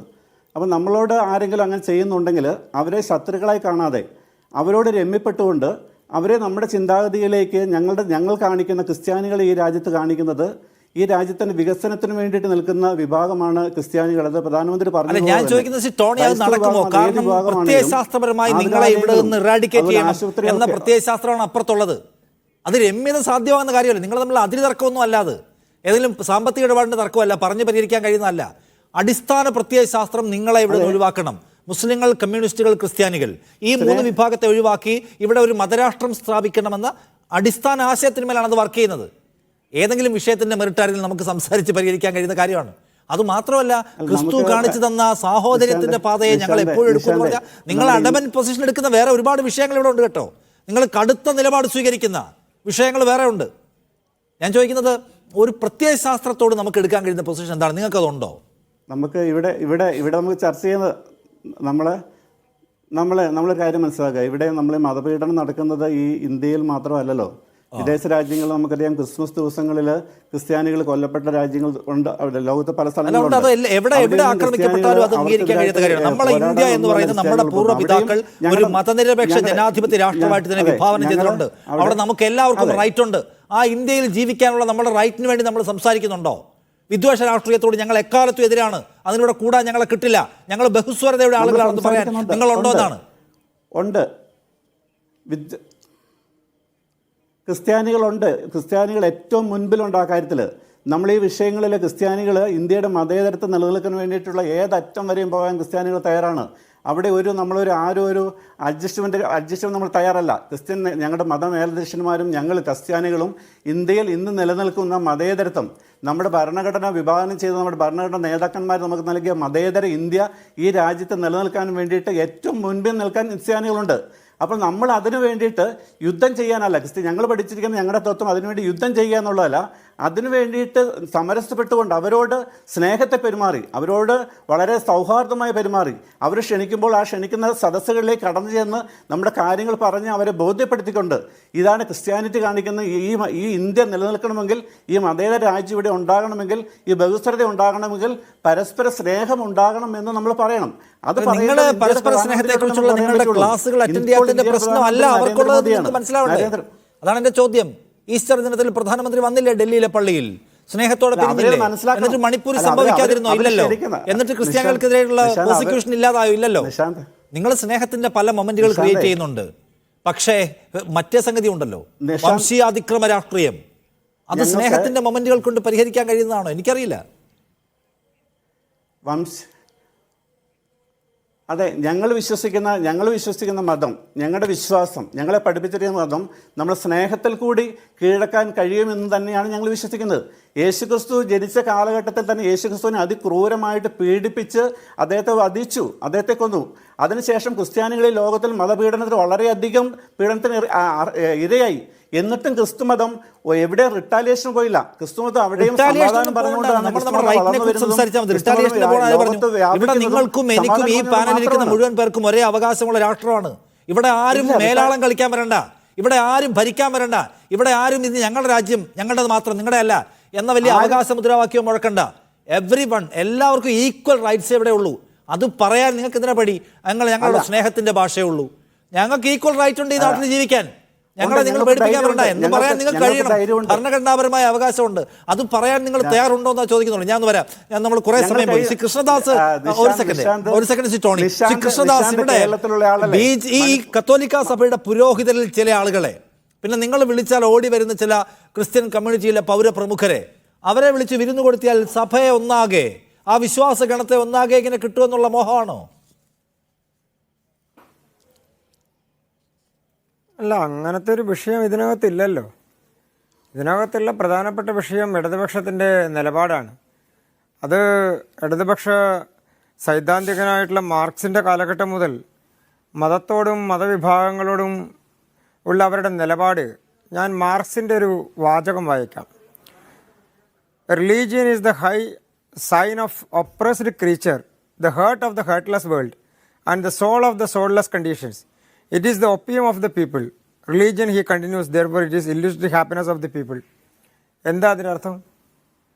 മതത്തെയും മതവിഭാഗങ്ങളെയും എക്കാലത്തും നിന്ദിക്കുകയും നിഷേധിക്കുകയും അവരെയെല്ലാം അവഹേളിക്കുകയും മതം എന്ന് പറയുന്നത് കറുപ്പാണ് എന്ന് വിശ്വസിക്കുകയും ചെയ്യുന്ന ഒരു വിഭാഗത്തിൻ്റെ വിശ്വാസത്തിൻ്റെ അടിസ്ഥാനത്തിൽ നിന്നുകൊണ്ട് സജി ചെറിയാൻ ഇത് പറയുമ്പോൾ അദ്ദേഹത്തിൻ്റെ കണ്ണിനും വായിനും അദ്ദേഹത്തിൻ്റെ ഗന്ധമറിയാനുള്ള, സമൂഹത്തിൻ്റെ മനസാക്ഷി അറിയാനുള്ള അവയവങ്ങളൊക്കെ ഒന്ന് പരിശോധിക്കുന്നത് നല്ലതാണ്. ഈ സമൂഹത്തിൽ എന്താണ് നടക്കുന്നത്, എന്താണ് നടന്നുകൊണ്ടിരിക്കുന്നത് എന്ന് മനസ്സിലാക്കുന്നത് നല്ലതാണ്.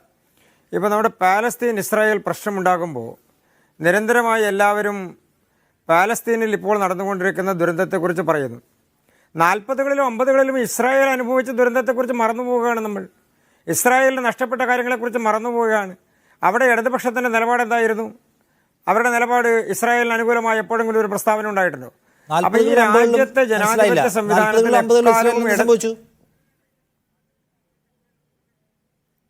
എന്താ സംഭവിക്കാത്തത്? എന്താ സംഭവിക്കാത്തത്? ഇസ്രായേൽ ജനതയ്ക്ക് എന്താ സംഭവിക്കാത്തത് 40കളിലും 50കളിലും? അല്ല 40കളിലും 50കളിലും ഇസ്രായേലിൽ പ്രത്യേകമായ ചില കാര്യങ്ങൾ സംഭവിക്കുകയും ഇടതുപക്ഷം അവിടെ ഫലസ്തീന്റെ കൂടെ നിൽക്കുകയും ചെയ്തു. അല്ല, 60-70 വർഷം മുൻപ് ഇസ്രായേലിന്റെ, അല്ല അതാ ഞാൻ പറഞ്ഞു, 60-70 വർഷം മുൻപ് ഇസ്രായേലിന്റെ അവസ്ഥ എന്തായിരുന്നു? ആ രാജ്യത്തോട് അതിന്റെ സമീപത്തുള്ള രാജ്യങ്ങളെടുത്തിരുന്ന നിലപാട്? ആ രാജ്യം എങ്ങനെ ഉണ്ടായത്? ഇസ്രായേൽ എന്തായിരുന്നു ആ രാജ്യം ഇസ്രായേൽ എങ്ങനെ ഉണ്ടായത്? ഇസ്രായേൽ എന്ന് പറഞ്ഞ രാജ്യം അനുഭവിച്ച ദുരവസ്ഥ എന്തായിരുന്നു? ഇസ്രായേൽ എന്ന് പറഞ്ഞ രാജ്യം അല്ല, നിങ്ങൾ പുറകിലേക്കാണ് പോകുന്നതെങ്കിൽ ഇസ്രായേൽ എന്ന് പറഞ്ഞ രാജ്യം എങ്ങനെ ഉണ്ടായത്? പുറകിലേക്കാണ് താങ്കൾക്ക് പോവേണ്ടതെങ്കിൽ ഇസ്രായേൽ എന്ന് പറഞ്ഞ രാജ്യം എങ്ങനെ ഉണ്ടായത്? ഉണ്ടായപ്പോൾ അവിടെ ഉണ്ടായിരുന്ന മനുഷ്യന്മാരിൽ എത്ര പേർക്കാണ് പുറത്തു പോകേണ്ടി വന്നത്? എത്ര പേരാ കൊല്ലപ്പെടേണ്ടി വന്നത്? രാജ്യം നഷ്ടപ്പെട്ടത്? രാജ്യം നഷ്ടപ്പെട്ടത് അത് പറ. ഇനിയിപ്പോ അത് നഷ്ടപ്പെട്ടത് എങ്ങനെയാണ്? നഷ്ടപ്പെട്ടത് എങ്ങനെയാണ്? അത് തൊട്ട് തുടങ്ങാലോ. എങ്ങനെയാണ് തുടങ്ങാലോ? നഷ്ടപ്പെട്ടത് ഫലസ്തീനാണോ അവരുടെ?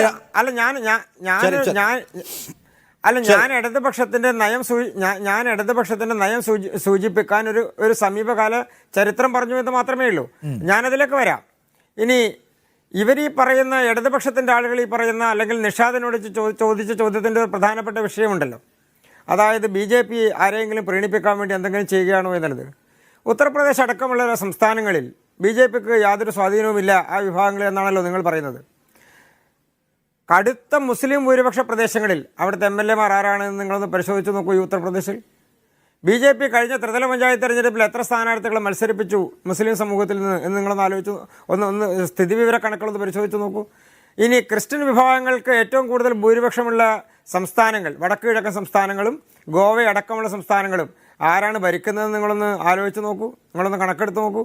അപ്പോൾ ഈ വിഭാഗങ്ങൾക്ക് BJP എപ്പോഴും അപ്രാപ്യമാണ് എന്ന് നിങ്ങൾ പറയാൻ അല്ലെങ്കിൽ പറഞ്ഞ് പ്രചരിപ്പിക്കാൻ ശ്രമിക്കുന്നത് യാഥാർത്ഥ്യങ്ങൾക്ക് യോജിക്കുന്നതല്ല എന്നുള്ളത് കണക്കുകൾ മാത്രം നോക്കിയാൽ മനസ്സിലാകും. പിന്നെ ഇടതുപക്ഷത്തിന് സജി ചെറിയാനെ കൊണ്ട് ഇത് പറയിപ്പിക്കുമ്പോൾ ഒരു പ്രത്യേകതരം ഉദ്ദേശമുണ്ട്. ആ പ്രത്യേകതരം ഉദ്ദേശം ശ്രീ രാജു പി നായർ സൂചിപ്പിച്ചതിനോട് സമാനമാണ്. കേരളീയ സമൂഹത്തിൽ ഒരു തർക്കമുണ്ടാക്കണം. എന്തിനടിസ്ഥാനത്തിലാണ് തർക്കം? ഇവിടെ ഏതെങ്കിലും ഒരു വിഭാഗം അവരുടെ ഭാഗത്തേക്ക് പൂർണ്ണമായും നിൽക്കുമോ എന്നുള്ളൊരു ശ്രമം നടത്തണം. അതിൻ്റെ ഭാഗമായിരുന്നു മുസ്ലിം ലീഗിനെതിരെ ചൊറിഞ്ഞുകൊണ്ട് കുറച്ചു കാലം ഉണ്ടാക്കിയ പ്രശ്നങ്ങൾ.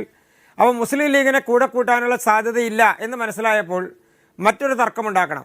അപ്പോൾ കേരളത്തിൻ്റെ മണ്ണിൽ എക്കാലത്തും ഒരു തർക്കവും അതുമായി ബന്ധപ്പെട്ടുകൊണ്ടുള്ള ചർച്ചകളും ഉണ്ടാക്കിയാൽ മാത്രമേ ഞങ്ങൾക്കതിലൊരു വിഭാഗത്തിൻ്റെ വലിയ പിന്തുണ നേടാൻ വേണ്ടി കഴിയൂ എന്നുള്ള ഒരു ധാരണയുടെ അടിസ്ഥാനത്തിൽ അത് ബഹുമാനപ്പെട്ട കേരളത്തിൻ്റെ മുഖ്യമന്ത്രിയും ഇടതുപക്ഷത്തിൻ്റെ നേതാക്കന്മാരും അവരെല്ലാം ഒരുമിച്ചെടുക്കുന്ന ഒരു ധാരണയുടെ അടിസ്ഥാനത്തിൽ നടക്കുന്ന പ്രസ്താവനക്കപ്പുറത്ത് ഇതിൽ സജി ചെറിയാൻ എന്തെങ്കിലും പ്രത്യേകിച്ച് റോളുണ്ടോ ഈ വിഷയവുമായി ബന്ധപ്പെട്ടുകൊണ്ട്?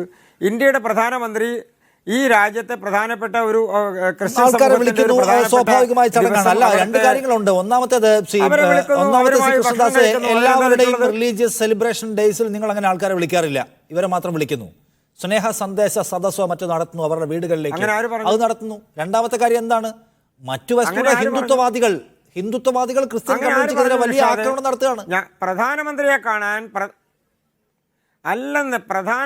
കാണാൻ ഈ രാജ്യത്തെ എല്ലാ വിഭാഗത്തിലും പെട്ടിട്ടുള്ള ആളുകൾ, അത് നബിദിനത്തിലാണെങ്കിലും മറ്റു ദിനങ്ങളിലാണെങ്കിലും അദ്ദേഹത്തെ കാണാൻ വേണ്ടി പോകുന്ന ചിത്രങ്ങൾ നിങ്ങൾ കണ്ടിട്ടില്ലേ? മുസ്ലിം മതപുരോഹിതരെയും വ്യവസായികളെയും വീട്ടിലേക്ക് ക്ഷണിച്ച് ഭക്ഷണം കൊടുക്കാറുണ്ടോ? ഞാൻ കണ്ടില്ല, അതുകൊണ്ടാണ്. നിങ്ങൾ ഭക്ഷണം ഞാൻ ചോദിക്കുന്നത്, കഴിഞ്ഞ 10 വർഷത്തിനിടയ്ക്ക് ഏറ്റവും കൂടുതൽ വംശീയമായ അതിക്രമത്തിന് ക്രിസ്ത്യാനികൾ ഇരകളാക്കപ്പെടുന്നുണ്ട്. ഓരോ വർഷവും അവർക്ക് നേരെ നടക്കുന്ന പെർസിക്യൂഷന്റെ ലെവൽ കൂടിക്കൊണ്ടിരിക്കുകയാണ്. അവരുടെ പള്ളികൾ, വിശ്വാസ കേന്ദ്രങ്ങൾ ആക്രമിക്കപ്പെടുന്നതിന്റെ തോത് കൂടിക്കൊണ്ടേയിരിക്കുകയാണ്. വലിയ കലാപങ്ങൾ ഉണ്ടാവുകയാണ്. അതിനെല്ലാം മൂല കാരണമായിട്ട് ഹിന്ദുത്വരെ കാണാം. അതിനുള്ള നിങ്ങളുടെ മറുപടി എന്താണ്? നിഷാദെ, 1990 മുതൽ മണിപ്പൂരിൽ ഇതിനേക്കാൾ വലിയൊരു കലാപം നടന്നു. ഞാൻ മണിപ്പൂർ മാത്രമല്ല പറയുന്നത്, ഗ്രഹാം സ്റ്റെയിനെ കൊന്ന കേസിലെ പ്രതിയെ എങ്ങനെയാണ് ഹിന്ദുത്വം റിവാൾഡ് ചെയ്തത് എന്ന് നമുക്കറിയാം. അയാൾ ആരായിരുന്നു, പിന്നീട് ഏത് പൊസിഷനിലാണ് വന്നത്? മണിപ്പൂർ മാത്രമാക്കണ്ട, ഞാൻ എല്ലാ വിഷയത്തിലേക്ക് വരാം. ഞാൻ വരാം. നിങ്ങൾ ഏതെങ്കിലും കേസിൽ തീവ്രവാദ കേസുകളുമായി ബന്ധപ്പെട്ടുകൊണ്ടോ അല്ലെങ്കിൽ ഏതെങ്കിലും തരത്തിൽ ഇതുമായി ബന്ധപ്പെട്ടുകൊണ്ടുള്ള കേസുകളിൽ പെട്ടിട്ടുള്ള ആളുകളെ സംബന്ധിച്ചോ അതല്ലെങ്കിൽ മാവോയിസ്റ്റ് ബന്ധമുള്ള ആളുകളെ സംബന്ധിച്ചോ അറസ്റ്റ് ചെയ്യപ്പെട്ടുള്ള ആളുകളുടെ കാര്യമല്ലല്ലോ നമ്മളിവിടെ ചർച്ച ചെയ്യുന്നത്. നമ്മൾ ചർച്ച ചെയ്യുന്നത് ഒരു പൊതുസമൂഹവുമായി ജനാധിപത്യ സമൂഹവുമായിട്ട് ബന്ധപ്പെട്ടുകൊണ്ടുള്ള വിഷയത്തെ സംബന്ധിച്ചാണ്. ഇനി മണിപ്പൂരിലും അതിൻ്റെ തൊട്ടടുത്ത സംസ്ഥാനങ്ങളും എടുക്കുക. മണിപ്പൂരിന് ശേഷം കലാപത്തിന് ശേഷം മിസോറാമിൽ തെരഞ്ഞെടുപ്പ് നടന്നല്ലോ. ആരാണ് ജയിച്ചത്? BJP അല്ലേ ജയിച്ചത്? BJPയോട് ഒപ്പം നിൽക്കുന്ന ആളുകളല്ലേ ജയിച്ചത്? കോൺഗ്രസ്സുകാരൻ ജയിച്ചോ? കോൺഗ്രസ്സുകാരന് ഭരണം കിട്ടുന്ന സാഹചര്യം ഉണ്ടായോ? അപ്പോൾ മണിപ്പൂരിലാണെങ്കിലും അതിൻ്റെ തൊട്ടടുത്ത മിസോറാമിലാണെങ്കിലും BJP തന്നെയാണ് ഭരിക്കുന്നത്. BJPയോടൊപ്പം നിൽക്കുന്ന പാർട്ടികൾ തന്നെയാണ് ഭരിക്കുന്നത്. ഇനി മറ്റ് സംസ്ഥാനങ്ങളെ തെരഞ്ഞെടുപ്പ് നടന്നല്ലോ. തെലങ്കാന എല്ലാത്തിനുള്ള മറുപടി ക്രിസ്ത്യാനികൾ ഭൂരിപക്ഷമുള്ള സ്ഥലത്ത് ഞങ്ങൾ ജയിക്കുന്നുണ്ട് എന്നതാണ്. വസീഫ്, വളരെ ഗൗരവപ്പെട്ട ഒരു രാഷ്ട്രീയ പ്രശ്നം മോശം ഭാഷയിലൂടെ വഷളാക്കുകയും അതിന്റെ മെറിട്ട് അട്ടിമറിക്കുകയും ചെയ്തോ സജി ചെറിയാൻ?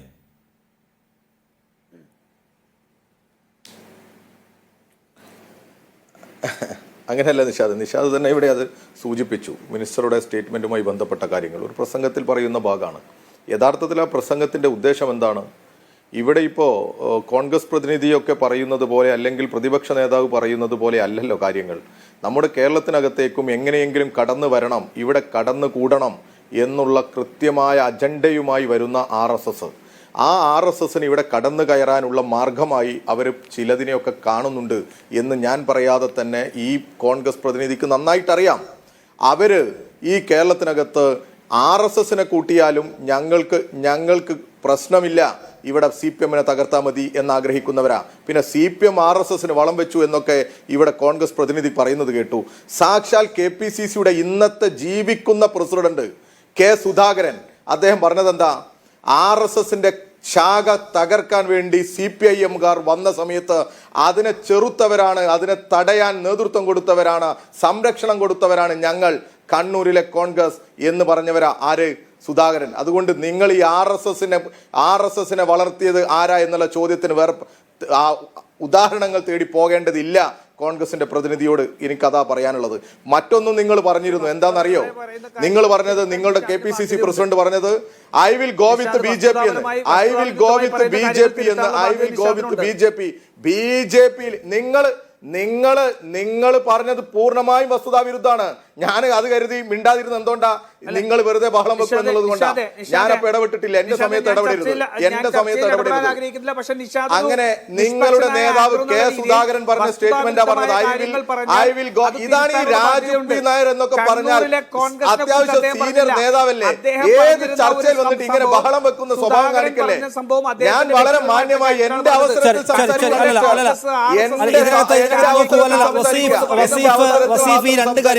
അപ്പോൾ നിങ്ങൾ മാന്യതയില്ലാത്ത രീതിയിൽ ഇടപെടരുത്. നിങ്ങൾ ശുദ്ധ അസംബന്ധം ഇവിടെ പറഞ്ഞത്, ശുദ്ധ അസംബന്ധം. ഞാൻ മിണ്ടാതിരുന്നതാ.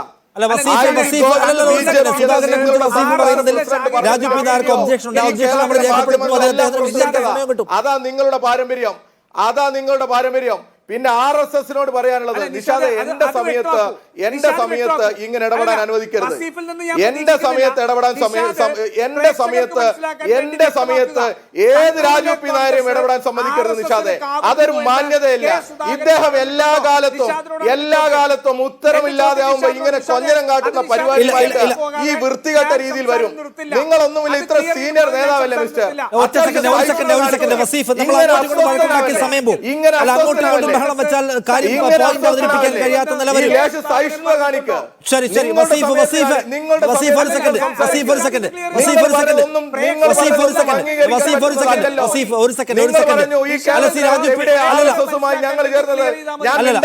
കേട്ടത് എന്റെ സമയത്ത് എനിക്ക് സംസാരിക്കാൻ അവസരം ഉണ്ടാകും എന്നുള്ളത് കൊണ്ട്. ശരി, രാജു P. നായർ വസീഫും പൂർത്തിയാക്കട്ടെ.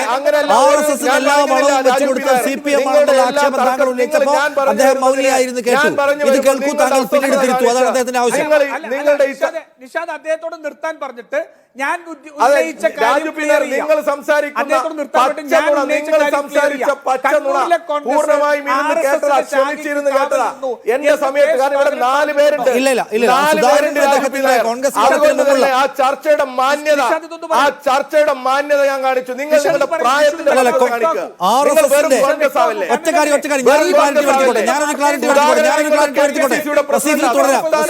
ഞാനൊരു ക്ലാരിറ്റി വരുത്തിക്കോട്ടെ.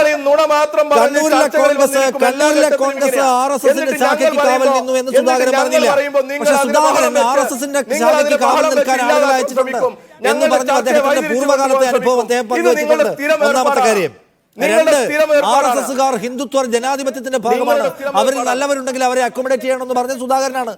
ഹിന്ദുത്വത്തെ ജനാധിപത്യത്തിന്റെ ഭാഗമാക്കാൻ ഒരു മടിയും കാണിക്കാത്ത ആളാണ് സുധാകരൻ എന്ന പ്രശ്നം നമ്മുടെ മുമ്പിൽ നിൽപ്പുണ്ട്. നിഷാദെ, ഞാൻ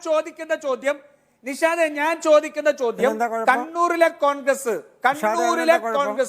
സംഘപരിവാറിന് കാവൽ നിന്നു എന്ന് കെ അല്ല, സുധാകരൻ നിഷാദിന് പറഞ്ഞിട്ടുണ്ടോ? എന്താ കുഴപ്പം? ഞാൻ അങ്ങോട്ട് ചോദിക്കുന്ന വ്യക്തമായ ചോദ്യം. ശരി അല്ലല്ല, കണ്ണൂരിലെ കോൺഗ്രസ് നിന്നു എന്നല്ല അദ്ദേഹം പറഞ്ഞു. ഉണ്ടോ? പക്ഷെ ഇപ്പോഴത്തെ KPC പ്രസിഡന്റ് മുൻകാലത്ത് അങ്ങനെ ഒരു ശരി, പൊസിഷൻ എനിക്ക് എടുത്തു മതി. എന്നത് പറയാൻ ഞങ്ങൾ മടിയില്ലാത്ത പറഞ്ഞത് ആളാണ്. ഈ KPCC പ്രസിഡന്റ് ഞങ്ങൾ എന്നാ പറഞ്ഞത്? ഞങ്ങൾ കണ്ണൂരിൽ കാവൽ നിന്നിട്ടുണ്ട് എന്ന് പറഞ്ഞിട്ടില്ലേ? അങ്ങനെ കണ്ണൂരിലെ കോൺഗ്രസ് എന്നല്ല, അദ്ദേഹത്തിന്റെ കോൺഗ്രസ് കാലത്ത് ഞങ്ങൾ മുമ്പുള്ള കാവൽ അനുഭവമാണ് അദ്ദേഹം നിന്നു പങ്കുവയ്ക്കുന്നത്. എന്ന് പറഞ്ഞിട്ടില്ലേ? പരസ്യമായിട്ടല്ലേ പറഞ്ഞത്? എല്ലാ ഘട്ടത്തിലും ഞാനതിന് മറുപടി ഈ പറയാം. കോൺഗ്രസ് എന്റെ കേരളത്തിലെ അവസരത്തിൽ ഞാൻ KPCCയുടെ മറുപടി പ്രസിഡന്റ് കെ സുധാകരൻ എന്റെ ഉൾപ്പെടെ അവസരത്തിൽ പച്ചക്ക് ഞാൻ പറയാ. മറുപടി പറയാം. എന്നിട്ട് തിരുത്താൻ നിങ്ങൾ തയ്യാറായിട്ടില്ല. പിന്നൊരു കാര്യം നിങ്ങളുടെ കൂടെയുള്ള എൽദോസ് കുന്നപ്പള്ളി രാമക്ഷേത്ര നിർമ്മാണത്തിന് പണം സംഭാവന ചെയ്തു. എന്നിട്ട് അത് അഭിമാനമായി കാണുന്നു എന്ന് പറയുന്നു. നിങ്ങളുടെ കമൽനാഥ്, നിങ്ങളുടെ ദിഗ്വിജയ് സിംഗ്, എല്ലാവരുടെയും പരിശ്രമം മൃദു ഹിന്ദുത്വമാണ്. നിങ്ങൾ ഈ കേരളത്തിനകത്തും ഈ RSSനെ വളർത്താൻ RSSന്റെ കൂടെ ചേർന്നുകൊണ്ട് ആണെങ്കിലും CPMനെ തകർക്കണമെന്ന് ആഗ്രഹിക്കുന്നവരാണ് നിങ്ങൾ. നിങ്ങൾ പറയാ, ഇവിടെ CPM എവിടെയാണ് മിസ്റ്റർ? എവിടെയാണ് വംശീയ കലാപത്തിന് നേതൃത്വം കൊടുത്തത്? എവിടെയാണ് ഒരു സംഘർഷത്തിന് നേതൃത്വം കൊടുത്തത്? നിഷാദ്, എന്റെ അവസരത്തിൽ പൂർണ്ണമായും രാജു പി നായർ സംസാരിച്ചതാ. ഞാൻ പറഞ്ഞു വരുന്നത്, കോൺഗ്രസ് ഇവിടെ ചില തട്ടിപ്പുമായി ഇറങ്ങിയിരിക്കുകയാണ്. RSSനെ കൂട്ടുപിടിച്ചുകൊണ്ടും ഈ കേരളത്തിന്റെ അന്തരീക്ഷത്തെ തകർത്താലും കേരളത്തിന്റെ മതനിരപേക്ഷ പാരമ്പര്യത്തെ തകർത്താലും ഈ കേരളത്തിനകത്ത് CPMനെ തകർക്കണം എന്നുള്ള ഒറ്റ ചിന്തയുമായിട്ടാണ് കനകലു കോൺഗ്രസ് കമ്മിറ്റി ഇപ്പോൾ കേരളത്തിൽ കേരളത്തിന്റെ മതനിരപേക്ഷ മൂല്യത്തെ അപകടപ്പെടുത്തുന്ന നൈമിഷിക നേട്ടത്തിന് വേണ്ടിയിട്ടുള്ള പരാമർശങ്ങൾ നിങ്ങളും നടത്തിയിട്ടുണ്ടെന്ന് MP ആയിട്ടുള്ള രാഹുൽ ഗാന്ധിക്ക് CPMനെ കുറിച്ച് ഇങ്ങനൊരു അഭിപ്രായം ഉണ്ടാവോ? ഈ രാജു പി നായരുടെയും ഈ സതീശന്റെയും അഭിപ്രായം രാഹുൽ ഗാന്ധിക്ക് ഉണ്ടാവോ? ഉണ്ടാവില്ല. നിങ്ങളും ഈ സുധാകരനും ഈ കേരളത്തിലെ കോൺഗ്രസും എല്ലാം RSSനെ കൂട്ടുപിടിക്കാൻ മടിയില്ലാത്തവരാ. നിങ്ങൾ ഗവർണർ വെച്ച് നീട്ടിയ സെനറ്റ് അംഗത്വം പോലും എടുത്തുപയോഗിച്ചവരാ. ഒരക്ഷരം വേണ്ടിയിട്ടില്ല നിങ്ങൾ. RSSകാർ ഈ കേരളത്തിലെ സർവകലാശാലയുടെ തലപ്പത്തെത്തുന്നതിന് തെറ്റില്ല എന്ന് കരുതിയവരാ നിങ്ങൾ. അങ്ങനെ ഏതൊക്കെ ഘട്ടത്തിൽ RSSനെ ചെറുക്കേണ്ട സമയത്തെല്ലാം RSSന് ഗുണകരമാകുന്ന തരത്തിലേക്ക് ചർച്ചകളെ മാറ്റിക്കൊണ്ടുപോകാൻ ബോധപൂർവമായി ഇടപെടുന്നവരാണ് കേരളത്തിലെ ഇപ്പോഴത്തെ കോൺഗ്രസിന്റെ നേതൃത്വം.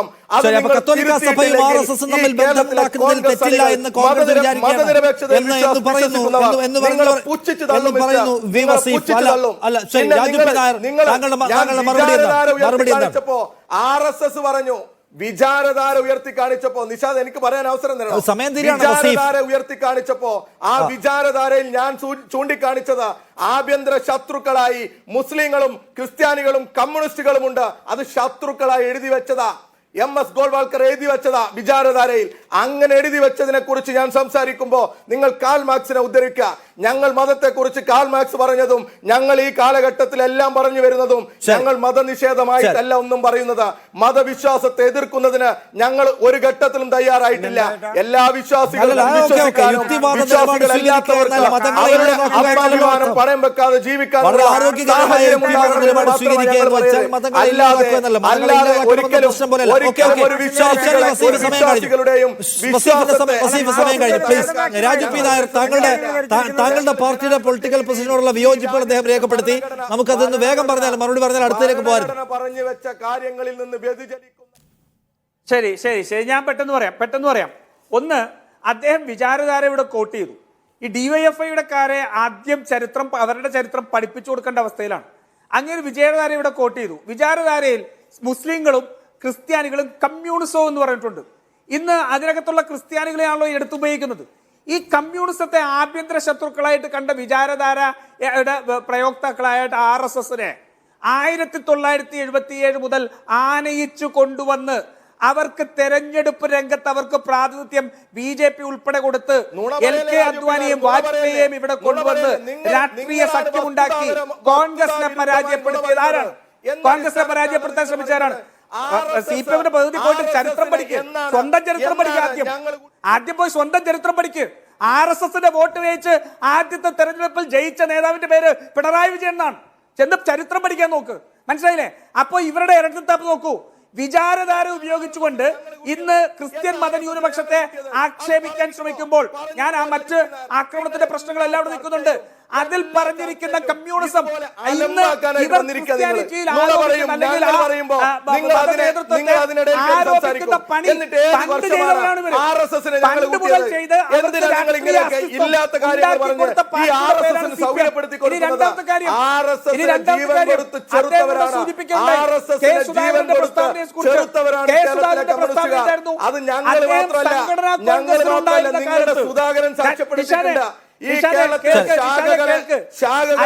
സംഘടനാ കോൺഗ്രസിൽ ഉണ്ടായിരുന്ന കാലത്ത് സമയത്ത് എന്നുള്ള ആ സമയത്തെ സംബന്ധിച്ച് അദ്ദേഹം ഒരു പ്രസ്താവന നടത്തി. വസീഫ് ഒന്നുകൂടി പോയി രാഷ്ട്രീയ ചരിത്രം പഠിക്കുക. സംഘടനാ കോൺഗ്രസ് ഉണ്ടായിരുന്ന കാലത്തെ ചരിത്രത്തെ പോലും ഇപ്പോൾ അദ്ദേഹം അഭിമാനത്തോടെ എടുത്തു പറയുന്നതിൽ പ്രശ്നമുണ്ടോ എന്നുള്ള ക്വസ്റ്റ്യൻ അവിടെ നിൽക്കുകയാണ്. ശരി അല്ല ശ്രീ കൃഷ്ണദാസ് ക്രിസ്ത്യാനികളുമായി, കേരളത്തിലെ ക്രിസ്ത്യാനികളുമായി ഒരു നല്ല ബന്ധം ഉണ്ടാക്കാൻ കഴിഞ്ഞു എന്ന കോൺഫിഡൻസ് നിങ്ങൾക്ക് ഇപ്പോൾ ഉണ്ടോ? നിങ്ങൾ ഈ കേരളത്തിലെ അല്ല, അങ്ങനെ തന്നെയാണല്ലോ. കേരളത്തിലെ മാത്രമല്ല, അല്ലല്ല, ഞാൻ എന്റെ സമയത്താണെങ്കിൽ എന്റെ സമയം എനിക്ക് തരണം പ്ലീസ്. കേരളത്തിലെ മാത്രമല്ല, ലോകത്തിലും രാജ്യത്തെ എല്ലാ സ്ഥലത്തുമുള്ള എല്ലാ വിഭാഗങ്ങളുമായും BJPക്ക് നല്ല ബന്ധമാണുള്ളത്. അത് എക്കാലത്തും അങ്ങനെ തന്നെയാണ്. എല്ലാ വിഭാഗം ആളുകളുമായി ഞങ്ങൾ നല്ല ബന്ധം സൂക്ഷിച്ചിട്ടുണ്ട്. ഇന്ന് കേരളത്തിലെ ഇടതുപക്ഷവും കേരളത്തിലെ UDF-ഉം എല്ലാം പറയുന്നത് കേരളത്തിലേക്ക് BJP കടന്നു വരാൻ പാടില്ല, കേരളത്തിൽ BJPയുടെ വികസന അജണ്ട നടപ്പാക്കാൻ പാടില്ല, BJP മുന്നോട്ട് വെക്കുന്ന വികസന പദ്ധതികളൊന്നും തന്നെ കേരളത്തിൽ വരാൻ പാടില്ല. ഞാൻ അല്ലാതെ അവിടെ എന്താണ് പൂർത്തിയാക്കൂ. അല്ല, മണിപ്പൂരൊക്കെ അവിടെ നിൽക്കട്ടെ. ആദ്യം മണിപ്പൂരൊക്കെ അവിടെ നിൽക്കട്ടെ. മണിപ്പൂരിന് മുൻപ് എത്രയോ സ്ഥലങ്ങളുണ്ട്. നമ്മൾ പഞ്ചാബ് അടക്കമുള്ള എത്രയോ സ്ഥലങ്ങളിലെ കലാപം, ഡൽഹിയിലെ കലാപമൊക്കെ കാണാത്തവരല്ലല്ലോ രാജ്യത്തെ ജനങ്ങൾ. അപ്പോൾ മണിപ്പൂർ അവിടെ നിൽക്കട്ടെ. 3000 പേരെ കൊലപ്പെടുത്തിയ പഞ്ചാബിൻ്റെയും ഡൽഹിയിലെയും ചരിത്രം അറിയാത്തവരല്ല, സിഖ് കലാപത്തെ അറിയാത്തവരല്ലല്ലോ ഈ രാജ്യത്തെ ആളുകൾ. അപ്പോൾ രാജു അതവിടെ നിൽക്കട്ടെ, ശ്രീ രാജു അതൊക്കെ അവിടെ നിൽക്കട്ടെ, മണിപ്പൂരൊക്കെ അവിടെ നിൽക്കട്ടെ. ഞങ്ങൾ അല്ലല്ല, നിഷാദ് അവിടെ നിൽക്കട്ടെ, മണിപ്പൂരും നിഷാദൊക്കെ അവിടെ നിൽക്കട്ടെ. ഉള്ള കാര്യം അല്ലല്ല,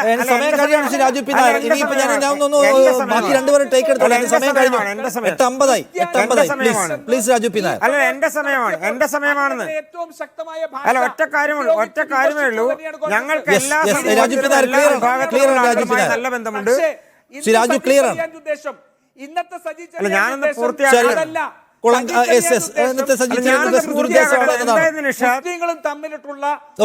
കൃഷ്ണദാസ്, താങ്കളുടെ പോയിന്റ് ക്രിസ്ത്യൻ ജനവിഭാഗങ്ങളുമായിട്ട് മെച്ചപ്പെട്ട ബന്ധം ഉണ്ടാക്കാൻ കേരളത്തിൽ അടക്കമുള്ള സംസ്ഥാനങ്ങളിൽ കഴിഞ്ഞിട്ടുണ്ട് എന്നതാണ്.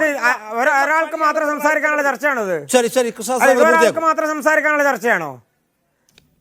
അല്ല, ഞാൻ പറഞ്ഞു വന്നത് രാജ്യത്തെ എല്ലാ വിഭാഗം ആളുകളുമായി ഞങ്ങൾക്ക് നേരത്തെയും ബന്ധമുണ്ട്, എല്ലാ രാഷ്ട്രീയ പാർട്ടികളുമായി ഞങ്ങൾ അല്ലെന്ന് എന്റെ സമയം അല്ല എന്റെ സമയത്താണ് സംസാരിച്ചത്. അത് എടുത്തോ, ആ സമയം എടുത്തോ, കുഴപ്പമൊന്നുമില്ല. ഞാൻ പറഞ്ഞത് ഞങ്ങൾ നേരത്തെയും കാശ്മീർ അടക്കമുള്ള സ്ഥലങ്ങളിൽ ഞങ്ങൾ എത്രയോ രാഷ്ട്രീയ പാർട്ടികളുമായി ബന്ധമുണ്ടാക്കിയിരിക്കുന്നു. ആർക്കതറിയാത്തത്? ഈ രാജ്യത്തെ എല്ലാ വിഭാഗം ആളുകളുമായി നല്ല ബന്ധം. ഇപ്പോൾ ഗോവയിൽ ഞങ്ങൾ ഭരിക്കുന്ന ആരുമായി ചേർന്നുകൊണ്ടാണ്? ക്രിസ്ത്യൻ വിഭാഗവുമായി ചേർന്നുകൊണ്ടാണ്. നാഗാലാൻഡിലും അതുപോലെ തന്നെ മണിപ്പൂരിലും മിസോറാമിലും എല്ലാം ഞങ്ങൾ നേരത്തെയും ഭരണത്തിലിരുന്നതും ഭരിക്കുന്നതും ബന്ധപ്പെടുന്നതും ഞങ്ങളുടെ രാഷ്ട്രീയ ബന്ധങ്ങളുള്ളതും എല്ലാം ഈ വിഭാഗങ്ങളുമായിട്ട് ബന്ധപ്പെട്ടുകൊണ്ടാണ്. അപ്പോൾ ഒരു വിഭാഗവുമായി BJPക്ക് അസ്പർശ്യതയില്ല എന്നുള്ളതാണ് യാഥാർത്ഥ്യം. മാത്രമല്ല, കേരളത്തിലേക്ക് ഇവർ എത്ര തടഞ്ഞു നിർത്താൻ ശ്രമിച്ചാലും അത് UDF-ഉം LDF-ഉം ഒരുമിച്ച് ചേർന്നുകൊണ്ട് ഞങ്ങൾ ജയിക്കാനുള്ള സ്ഥലങ്ങളിൽ നേരത്തെ ഞങ്ങളെ പരാജയപ്പെടുത്താൻ ശ്രമിച്ചിട്ടുണ്ടല്ലോ. ഇനിയും നിങ്ങൾ അങ്ങനെ ചെയ്തോളൂ. വരാൻ പോകുന്ന പാർലമെന്റ് തെരഞ്ഞെടുപ്പിൽ രാഹുൽ ഗാന്ധിയെയും ശ്രമിച്ചാലും ക്രിസ്ത്യൻ സമൂഹവുമായിട്ടുള്ള ബന്ധം ഇല്ലാതാക്കാൻ കഴിയില്ല എന്ന ആത്മവിശ്വാസം BJP നേതാവ് പങ്കുവയ്ക്കാണ്. അങ്ങനെയാണ്. എല്ലാ വിഭാഗവുമായിട്ടുള്ള ബന്ധം ഞങ്ങൾ തുടരും. അതായത് ക്രിസ്ത്യൻ വിഭാഗം മാത്രമല്ല, കേരളത്തില് ജനാധിപത്യ വിശ്വാസികളായിട്ടുള്ള ദേശീയവാദികളായിട്ടുള്ള മുസ്ലിം. അതെ നിഷാന്ത്, ഞാൻ പറയട്ടെ, ഞങ്ങൾ ഇന്ത്യയിലെ ക്രിസ്ത്യാനികൾ, കേരളത്തിലെ ക്രിസ്ത്യാനികൾ ഒരു രാഷ്ട്രീയ പാർട്ടിയുമായിട്ട് പ്രത്യേക ബന്ധപ്പെടാൻ വേണ്ടി ആഗ്രഹിക്കുന്നില്ല. ക്രിസ്ത്യാനികൾ ഇവിടെ നേരത്തെ നിഷാന്ത് ചോദിച്ചതുപോലെ ഈ രാജ്യത്ത് മതേതരത്വം നിലനിൽക്കാൻ വേണ്ടിയിട്ട് ആഗ്രഹിക്കുന്ന വിഭാഗമാണ് ക്രിസ്ത്യാനികൾ. ഹിന്ദുക്കളുടെയും മുസ്ലിങ്ങളും അതുപോലെ ക്രൈസ്തവരും ഒരമ്മയുടെ മക്കളെ പോലെ കഴിയുന്ന ഒരു സാഹചര്യം ഉണ്ടാകാൻ വേണ്ടിയിട്ട് ഞങ്ങൾ ശ്രമിക്കും. കേരളം ഭരിക്കുന്ന ഗവൺമെന്റ് ആണെങ്കിലും ഞങ്ങൾ ആ രീതിയിൽ ഞങ്ങളതിനെ കാണുന്നില്ല. ഞങ്ങൾ കാണുന്നത് ഞാൻ ചോദിക്കുന്നത് ആ രീതിയിൽ കാണുന്നുണ്ടോ ഇല്ലെന്നുള്ളതല്ല. നിങ്ങൾ മതനിരപേക്ഷതയ്ക്ക് വേണ്ടിയാണ് നിങ്ങളുടെ പ്രതിജ്ഞ. മതനിരപേക്ഷതയോട് എന്തുമാത്രം പ്രതിബദ്ധതയുള്ള പാർട്ടിയാണ് BJP എന്നാണ് നിങ്ങൾ വിചാരിക്കുന്നത്? നമ്മൾ മനസ്സിലാക്കേണ്ട ഒരു കാര്യം, നമ്മൾ എന്തെല്ലാം തർക്കങ്ങൾ പറഞ്ഞാലും ഈ രാജ്യം ഭരിക്കുന്നത് BJP ആണ്. അത് നമ്മൾ അംഗീകരിക്കണ്ടേ? 33% ജനങ്ങളുടെ പിന്തുണയോടുകൂടി ഈ രാജ്യം ഭരിച്ചുകൊണ്ടിരിക്കുകയാണ് അവർ. അപ്പോൾ അവരുമായിട്ട് എതിരിട്ടുകൊണ്ട് മുന്നോട്ട് പോയി കഴിഞ്ഞാൽ നമ്മുടെ കാര്യങ്ങളിൽ നമ്മുടെ ഒരു പ്രശ്നങ്ങൾ പരിഹാരം ഉണ്ടാകില്ല.